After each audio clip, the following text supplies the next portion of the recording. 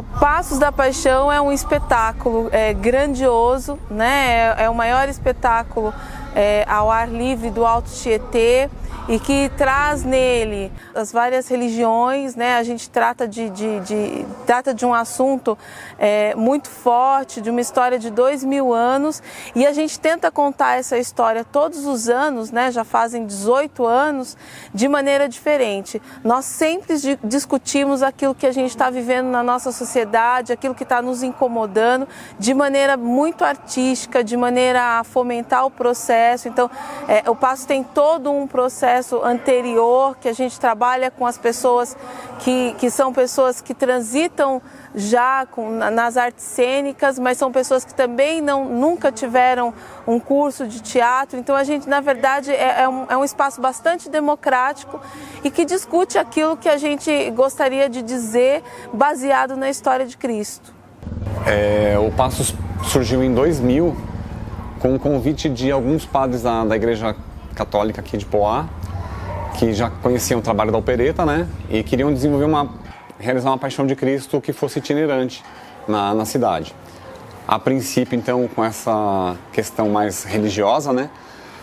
E então convidou a opereta para fazer essa produção. A opereta, como tinha algumas pessoas da Companhia Teatro Roda Mundo que já estavam se profissionalizando, convidou a companhia para fazer então encabeçar esse projeto. E foi assim, começamos no Reino da Garotada, que é uma entidade, um espaço bem amplo, uma quadra, um campo, na verdade, de futebol, e com uma elevação e muita grama. Então a gente pensou que ali pudesse ser a primeira cena, que foi a ceia, né? A gente conseguiu bastante material de madeira, de troncos de árvores, improvisou pra caramba, figurino, foi muito improvisado. E com a colaboração 100% da comunidade, né? Tanto dos grupos que a opereta já mantinha, alunos e a comunidade da igreja. E foi muito legal, porque começou no Reino e terminou lá em Calmon Viana. Teve um percurso de mais ou menos uns 2 quilômetros, né?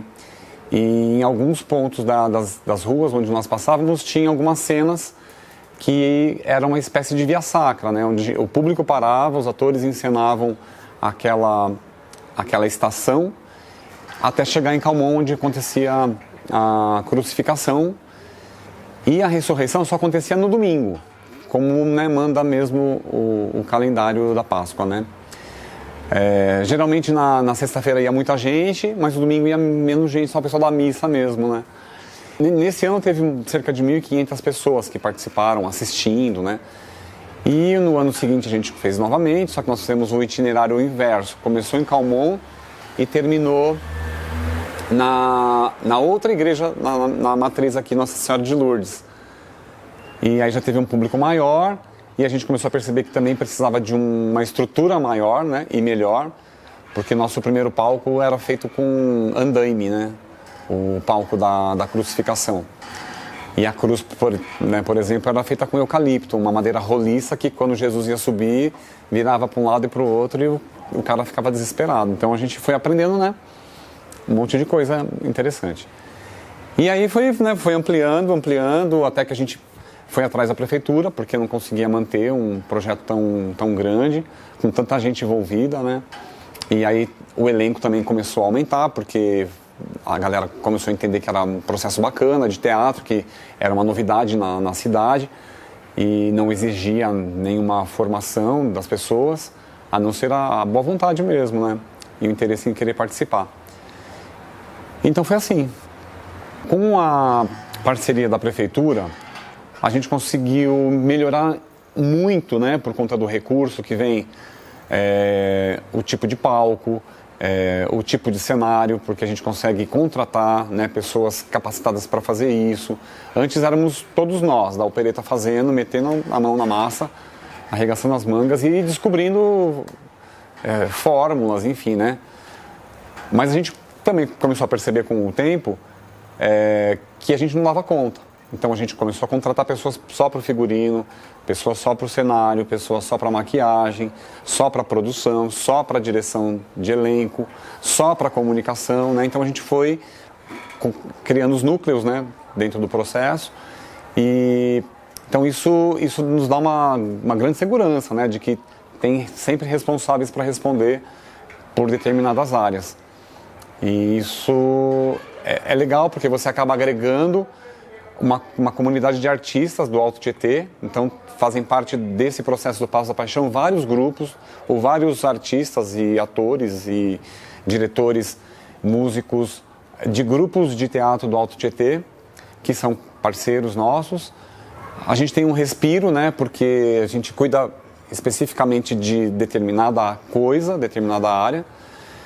Só que o projeto também ganhou um tamanho muito grande, né? A gente chega agora a atender 8, 10 mil pessoas, então o cenário tem que ser muito maior e melhor, tudo, né? O figurino tem que ser mais vistoso, a maquiagem, a acomodação do público, a divulgação. Então a preocupação aumenta, né? Porque você sempre tem que se superar. E aí, para a gente acontecer isso, a ideia é que cada ano a gente conte essa história de uma maneira diferente. Então são essas inovações, né, que vão acontecendo ao longo dos anos.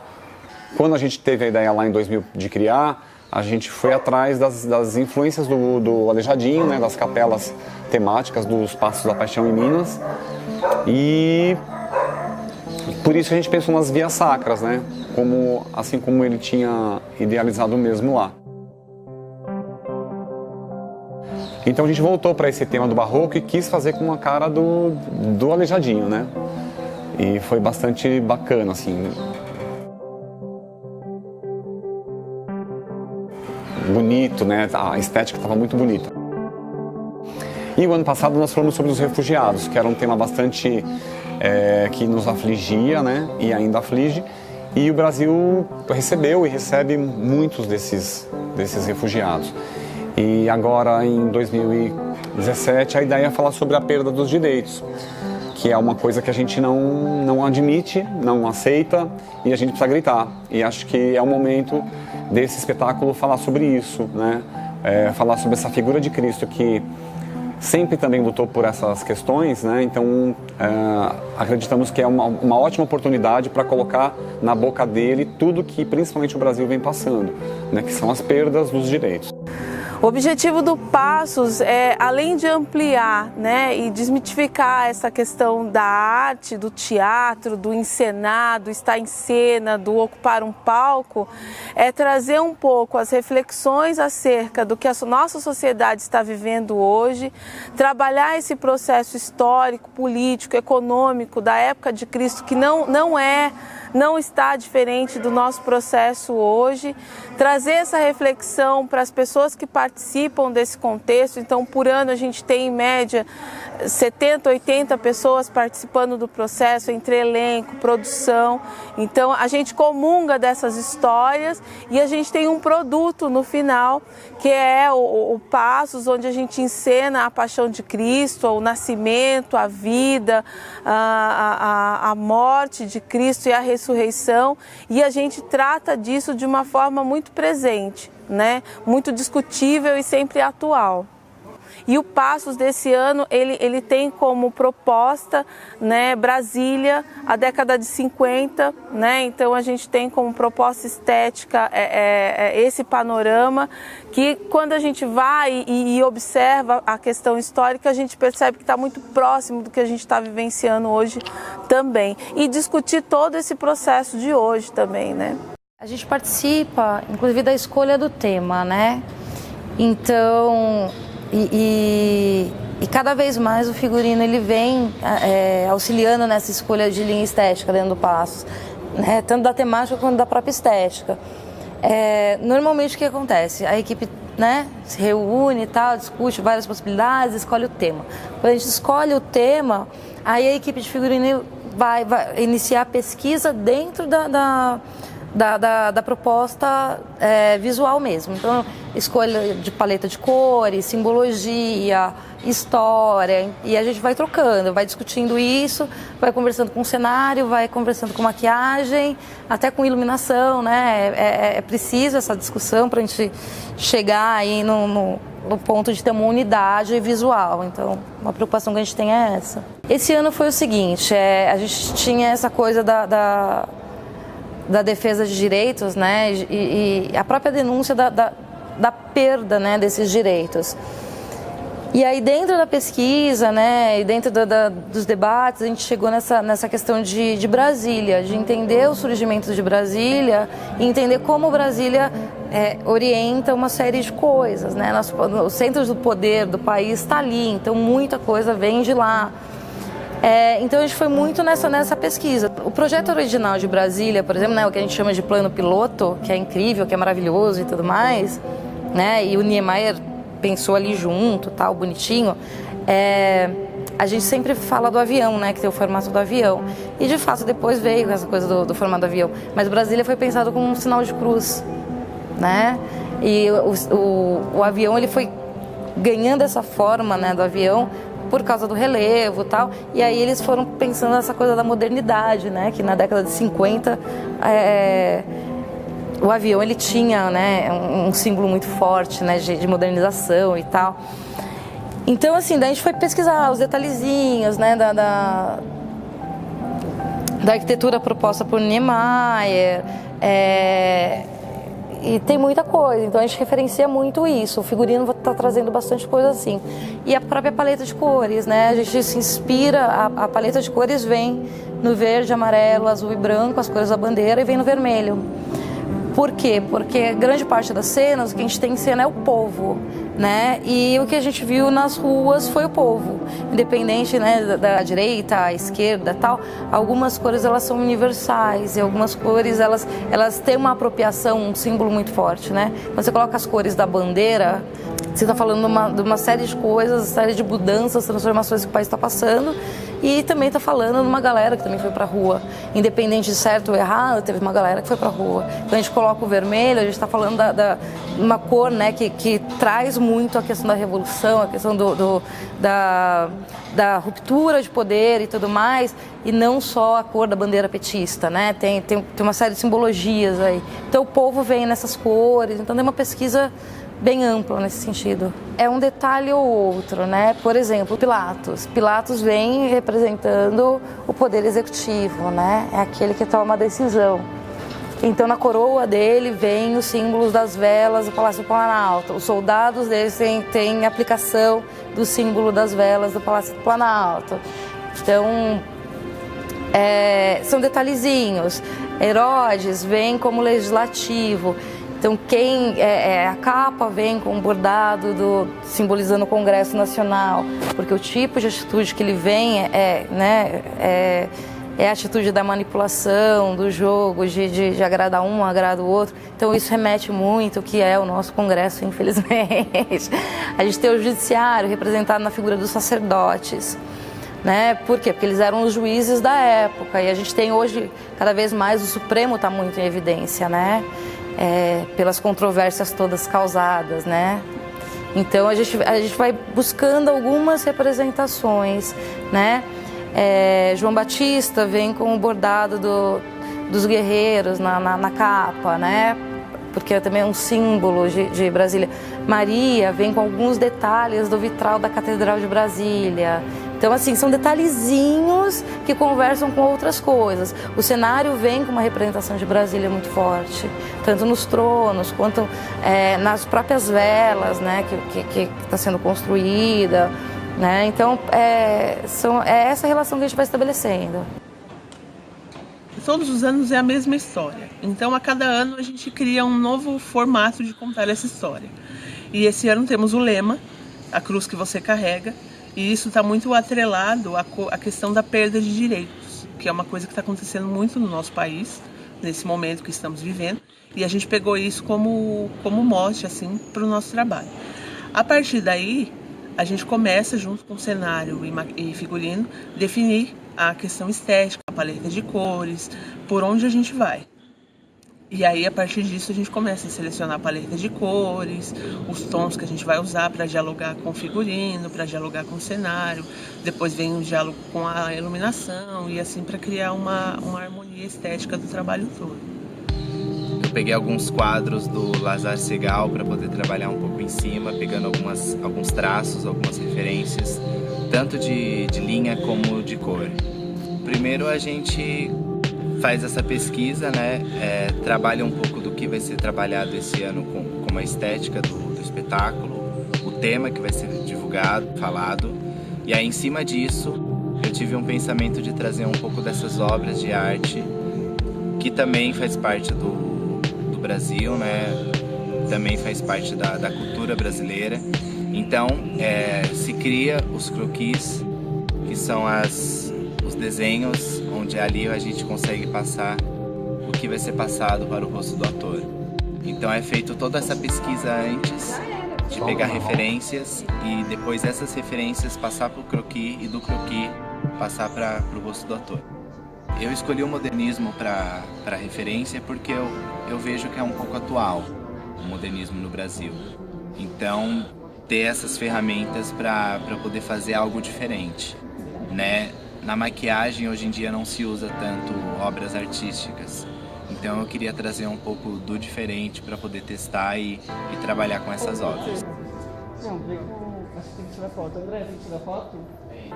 Uma maquiagem bem forte, bem viva, com muitas cores, com muitas marcações, com expressão, com bastante expressão.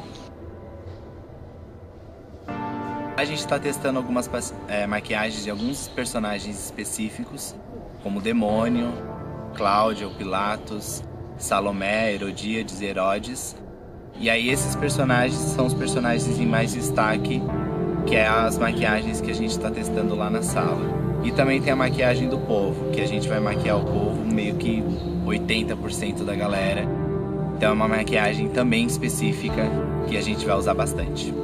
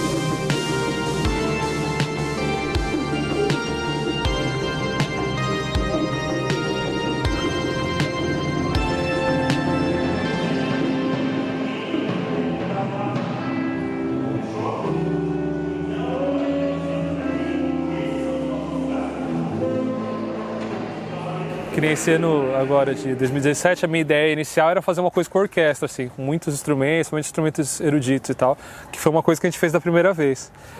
Mas aí por conta da temática, porque a gente não tinha temática ainda, quando veio Brasília e política, aí na minha cabeça mudou, que eu falei, pô, então Brasília pra mim lembra mais o rock, lembra mais outras coisas, então a gente mudou a temática.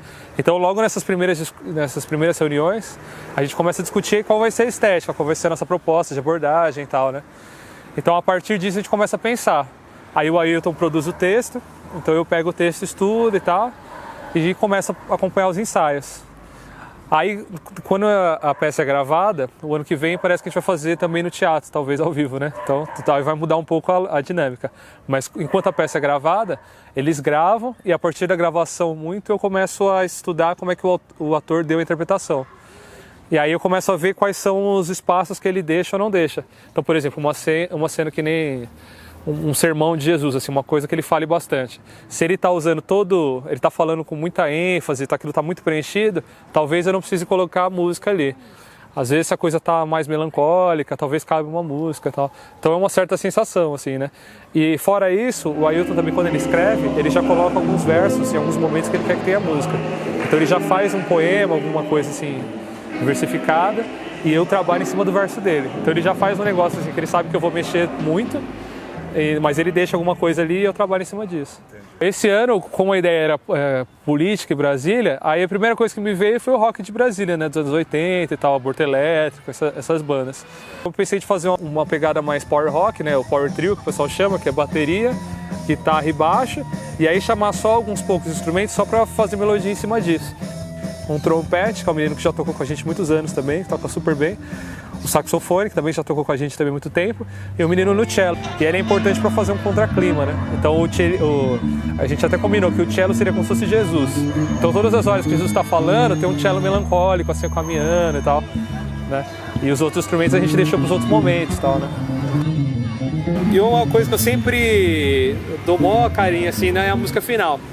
Então até os meninos ficaram tendo a ideia, pô, a gente podia fazer um concerto só com as músicas do Passos, cantando as músicas do final e tal. Eu gosto muito, é a parte que eu mais gosto das músicas. Sempre eu dou mais atenção é a música do final, porque as pessoas vão embora pra casa, né? Então fica na cabeça, Então eu dou muita atenção pra essa música, assim. Eu faço ela bem devagar. Algumas eu faço toque de caixa, assim, super rápido. Super rápido, às vezes 3 minutos, acabou. Porque às vezes é uma música da transição da cena, já tá fácil e tal.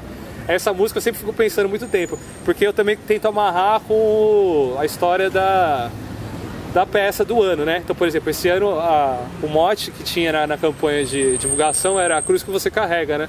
Você sabe qual é a cruz que você carrega? Então eu chamei na música do Canto dos Carregadores. E aí eu sempre tento usar motivos disso e tal, né? Vamos ver se eu lembro a música aqui. Senhor, eu vim de muito longe, eu vim por aos teus pés, quero amar como só você soube amar, como soube amar. Senhor, também carrego a cruz e vim procurar sua luz. Caminhei pela estrada longa e sem saída por toda a vida. Pelos passos da paixão eu levo a cruz, minha estrada percorri de peito nu. Caminhando eu levo a vida a procurar, aprender de ti o que é de fato amar.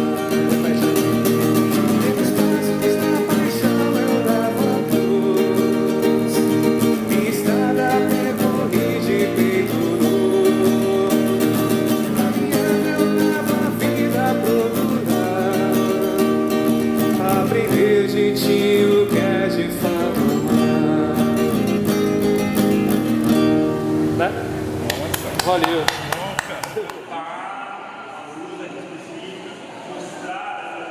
A gente recebe, todo mundo no Passos, você não tem um teste, você não faz teste para entrar. Todo mundo que se inscreve participa. Então você tem as pessoas que já fazem teatro há algum tempo, pessoas que estão fazendo teatro pela primeira vez, pessoas que só fazem passos. Então você tem de tudo ali. Então a gente precisa de 1 ou 2 semanas fazendo exercícios cênicos, jogos cênicos e tal, para tentar nivelar a galera naquilo que a gente quer para aquele ano. E então assim, 2 semanas vem desse treinamento, logo depois disso vem um texto, logo em seguida. A gente faz a distribuição dos personagens, né? E a gente tem um critério que é assim: se você já fez um personagem no Passos, você nunca mais o fará de novo. Lógico que às vezes uma pessoa acaba fazendo tal, mas a ideia é que você nunca mais faça aquele personagem, para evitar panelas e também para dar oportunidade para todas as pessoas que estiverem, ela se sentir possível de fazer qualquer personagem. Então a gente pega o texto e divide esses personagens. E a partir daí a gente vai para levantar a cena. Então, nessa primeira etapa das 2 semanas, já tem um treinamento de você chegar para eles e dentro daquilo que a gente quer. 2017 é a perda de direitos. Então, a gente já, todas as cenas já tinha isso no bojo para a gente já na interpretação tentar extrair do elenco aquilo que a gente precisa quando o texto chega. E aí tem a outra etapa. Toda essa preparação vem até a hora quando a gente grava as vozes dos atores. A última etapa é quando, após gravado, a gente volta para a sala de ensaio e aí em cima dessa interpretação a gente dá vida, porque para não ficar mecânico, porque agora está gravado, essa interpretação está gravada 1 mês antes. Então aí a gente já tenta dar vida em cena para essa voz que já está gravada. É a última etapa que antecede a peça. Este é o teu filho. Hoje foi o primeiro encontro do elenco com essa gravação. Então eles gravaram, a gente editou e tal. Então agora eles tiveram que perceber a velocidade do texto que eles deram, eles vão ter que reproduzir. Então os atores têm que começar, né, o elenco tem que começar a sincronizar sua voz ao que eles estão ouvindo. Para que se você tirar uma foto, se você estiver filmando, mesmo se você estiver assistindo, não perceba uma discrepância no que a pessoa está ouvindo e no que o ator está falando, né? Então hoje foi o primeiro encontro do elenco com esse experimento. Então tem um estranhamento, tem uma adequação, tem os ajustes. Então está todo mundo se achando aí nessa nova etapa, que é a última etapa que antecede a peça, né?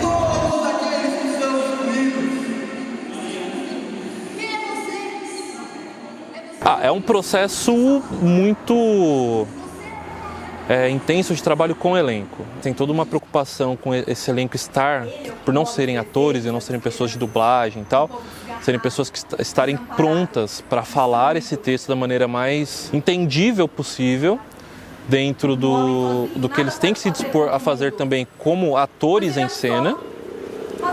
E a partir daí, trabalhar essa captação de áudio com eles em sessões, que esse ano a gente optou por fazer várias.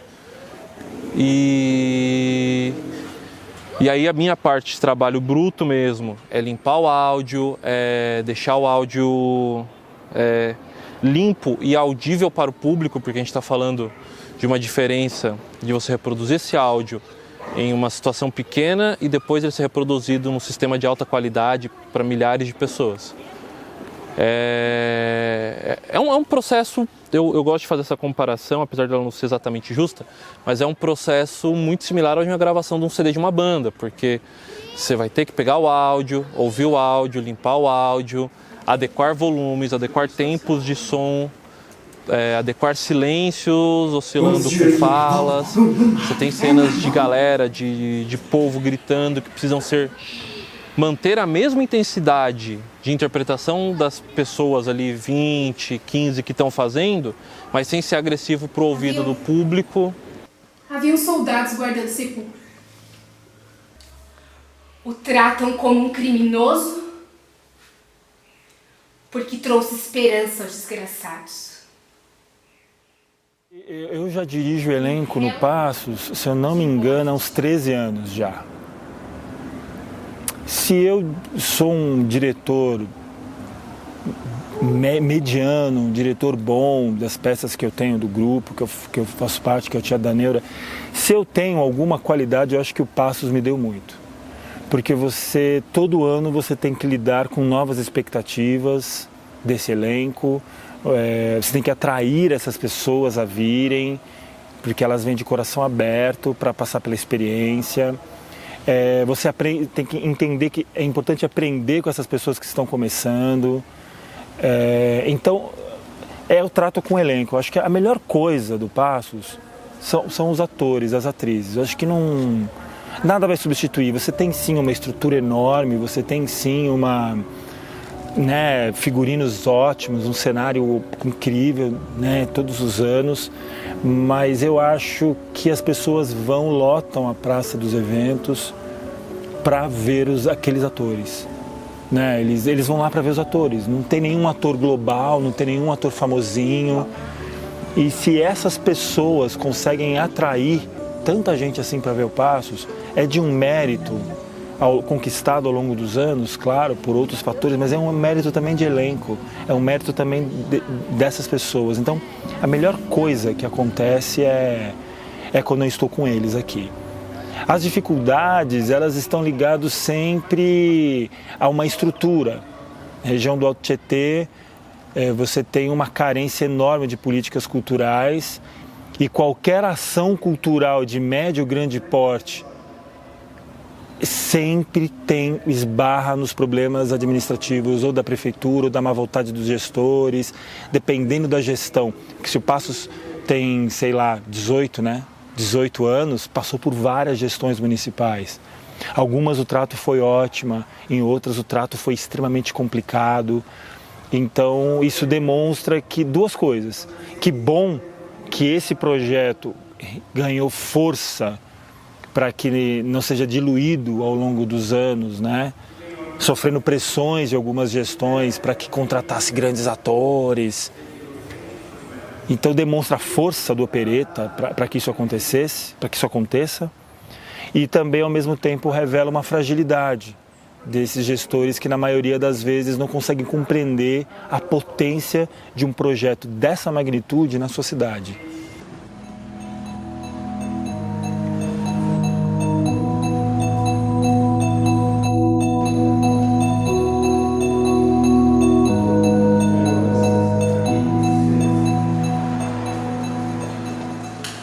Queria agradecer a todos vocês, a todos e a todas aqui presentes. Queria agradecer aqui o secretário de Cultura, ao vice-prefeito, ao pessoal todo que compõe a Associação Cultural Opereta. Que tem É uma relação esquizofrênica, porque é uma relação que sem esse apoio deles a gente não consegue fazer o evento, mas a gente entende que para uma cidade ainda é pouco, né? Então precisamos construir, mas é uma coisa, pela primeira vez eu fiz vários encontros com Opereta, quando o Passo da Paixão, é a primeira vez que, por exemplo, o vice-prefeito vem. Então eu fico pensando assim, poxa, tem um diálogo aberto. Se esse diálogo vai se transformar em política pública, agora precisa estreitar os diálogos, né? Então, e é uma relação esquizofrênica, né? Porque eles não estão aí para aliviar ninguém, né? Não estão aí para aliviar. A gente vive num país onde não está para aliviar ninguém. Então a gente precisa sempre mediar entre manter o diálogo e estabelecer uma boa relação, como ficar atento e cobrar, porque senão fica nessa injeção. Eu sempre falo que às vezes eles dão uma injeção de morfina na gente. Aí você fica morfinado por 1 ano. Não. A gente já tomou tanta essa injeção que a gente já está meio calibrado.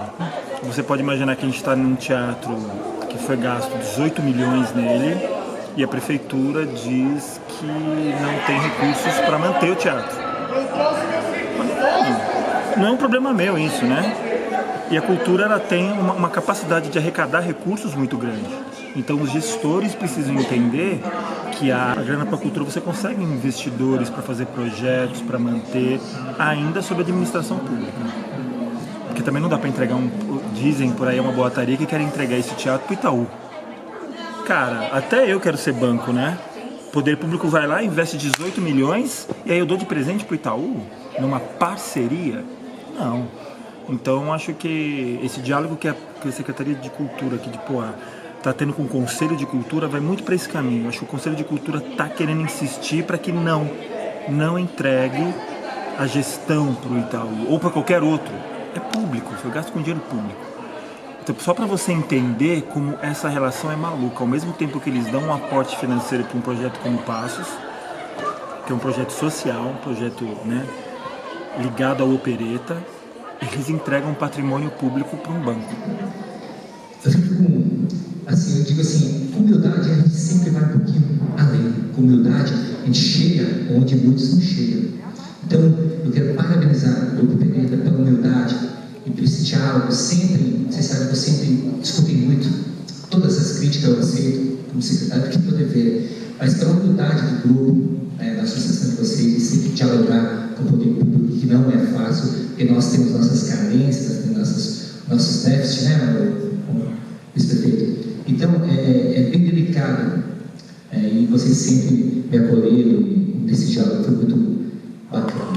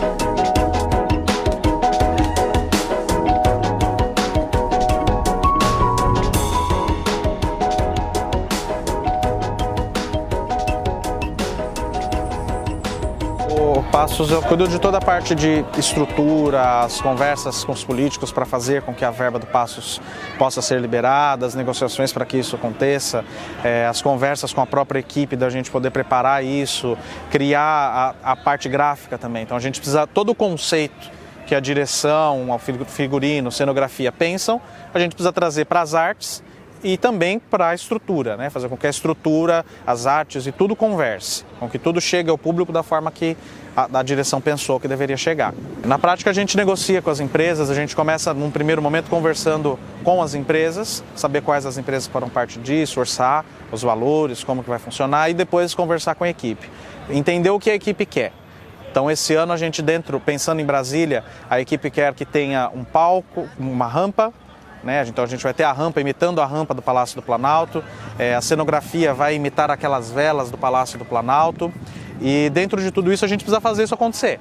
Então a gente precisa pensar a quantidade de madeiras, quantidade de tecidos, precisa conversar com o pessoal do figurino para que o figurino converse com isso também, a iluminação e tudo isso eu faço essa ponte. Né? A gente vai fazendo a ponte entre todos os locais para que tudo chegue aqui e caminhe.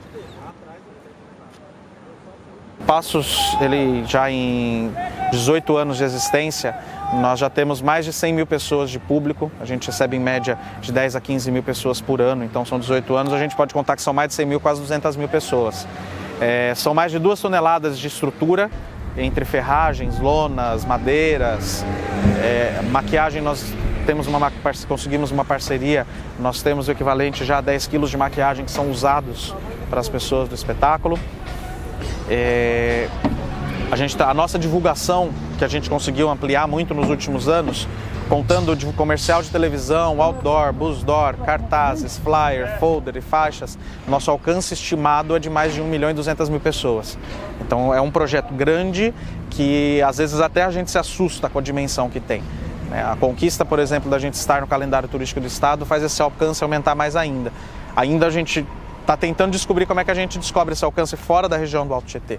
Entender como é esse alcance fora daqui. A gente conquistou aqui em Poá que o Passos hoje ele é previsto na lei orçamentária. E isso são poucos espetáculos no país que conseguem, né? Então a gente pensa em tudo. A gente tem que pensar e mostrar para os políticos que nós estamos pensando em tudo isso. A cultura no Alto Tietê, ela vive uma fase muito difícil. No Brasil, né? No Brasil a gente vive uma fase em que a cultura é desvalorizada, não é querida, não é bem vista. E a gente tem que brigar por ela. Aqui em Poá, infelizmente, de grande visibilidade somos nós. A gente quer muito que outros grupos ganhem essa visibilidade. Só que é uma briga que é difícil. Às vezes é como se a gente estivesse brigando sozinho, dando murro em ponta de faca. E mesmo assim a gente não desiste, a gente vai para cima, a gente não desiste e não vamos desistir desse projeto.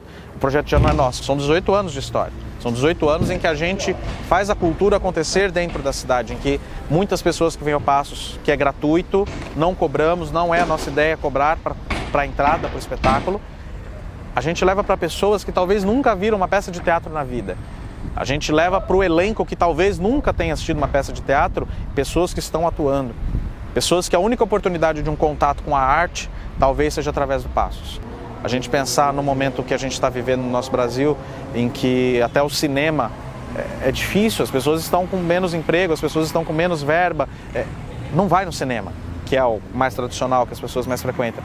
Então você tem um espetáculo para 15 mil pessoas, com uma estrutura gigantesca, bem preparado, com segurança, tudo isso preparado para receber as pessoas, é uma guerra. Mas é uma guerra que a gente sabe que quem ganha não é a gente, é o povo. E quando você vê isso crescer, é incrível você ver as pessoas que muitas vezes o elenco não sabe o que vai ter, porque por mais que a gente explique para eles, é a gente que está tendo a visão da coisa. E depois de um tempo você já começa a imaginar isso pronto. Você já começa a ver, olha, o palco no desenho tem 18 metros por 20. Na hora que isso vai para a prática, que você vê aquela coisa de 20 metros, é fantástico. Você olhar e ver uma concha desse tamanho e que vai virar o Palácio do Planalto, vai ganhar velas como o Palácio do Planalto e o Congresso Nacional. É incrível a gente pensar como isso sai da gente, né? É um filho de 40 pessoas da produção, né?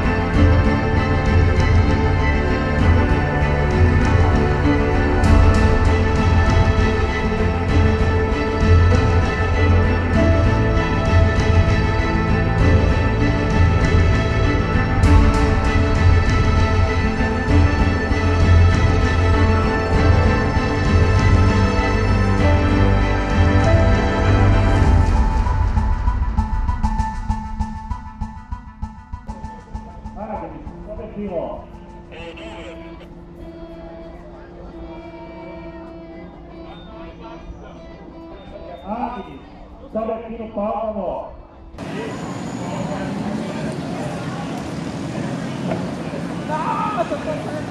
Olha só minha calça. Olha só minha calça, moleque.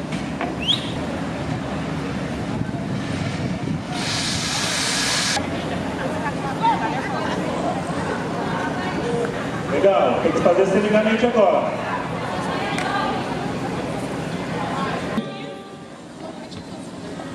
Eu queria acertar esses microfones antes de passar, pra gente passar a se ouvir, senão a gente não se ouve nada.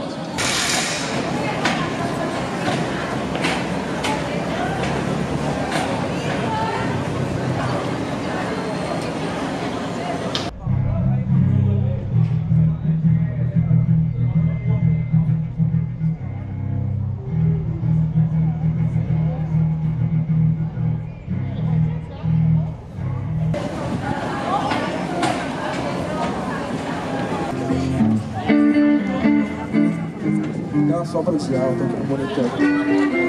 Quanta sobra? Aí, só queria tocar de novo.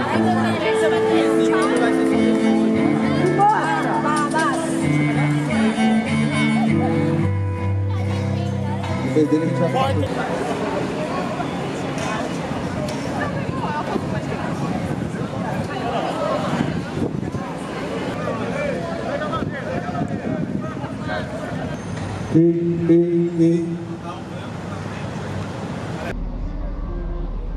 Hoje nós vamos fazer um ensaio e depois desse ensaio é a apresentação de amanhã. Não conversem com ninguém da equipe técnica sobre absolutamente nada. Se divirtam, façam isso valer a pena. Podem subir no palco e a gente se vê já já. Não, suba lá, amor, suba lá.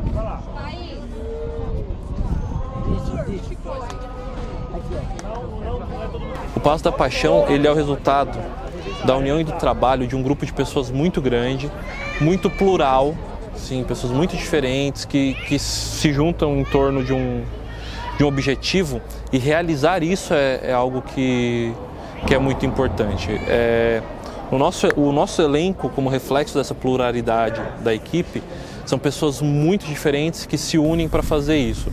Algumas pessoas por questões religiosas, algumas pessoas por questões artísticas, algumas pessoas por questões sociais, mas estão todos lá, dispostos a fazer isso juntos.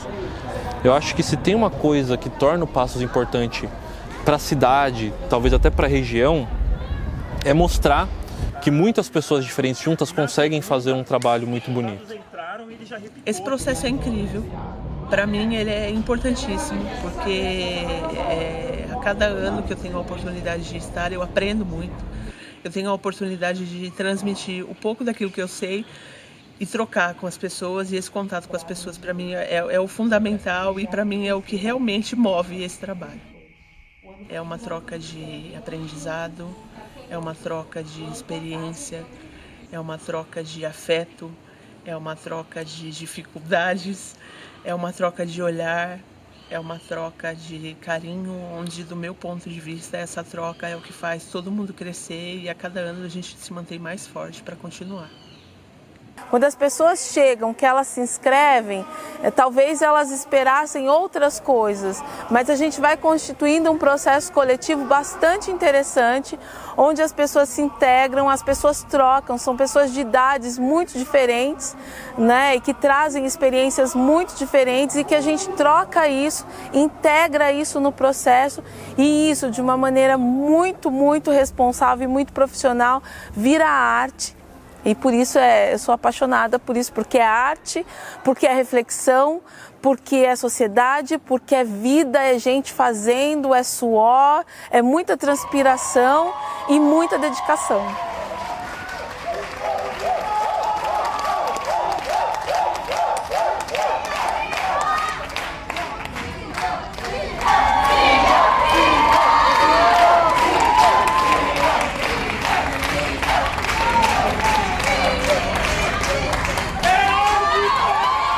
Eu comecei a fazer teatro com 25 anos.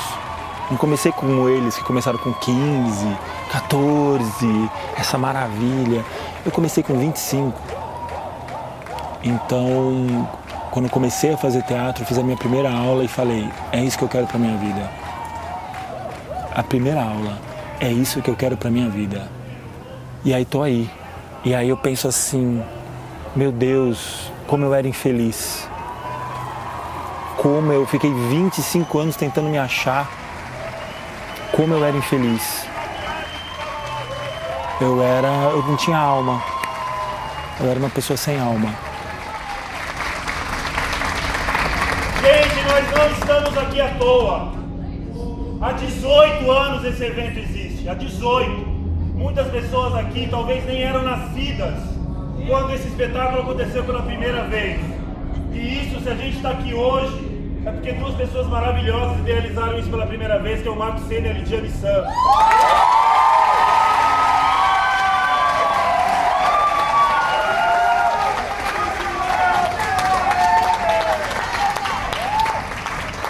A gente ensaiou, então agora vamos contar a história do jeito que a gente sabe, da maneira que a gente sabe, coletivamente, para mostrar para as pessoas que é isso, é coletivo, não é? Como é que é o texto? Um homem só nada pode fazer, não é, Sidão? É isso.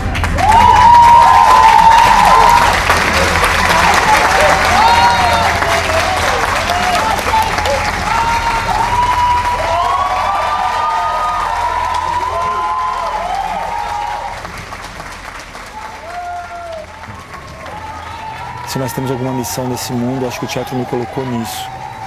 Eu tento provar para mim, provar para os meus, estar com todas as pessoas que fazer teatro aqui no Alto Tietê é importante sim. Que aqui tem pessoas qualificadas sim. Então a minha missão é fazer com que as pessoas percebam o teatro como algo realmente transformador. Mas eu tive que me transformar muito antes. E eu estou nessa busca ainda. Eu acho que eu vou me transformar mais ainda. Só estou me aguardando. Vamos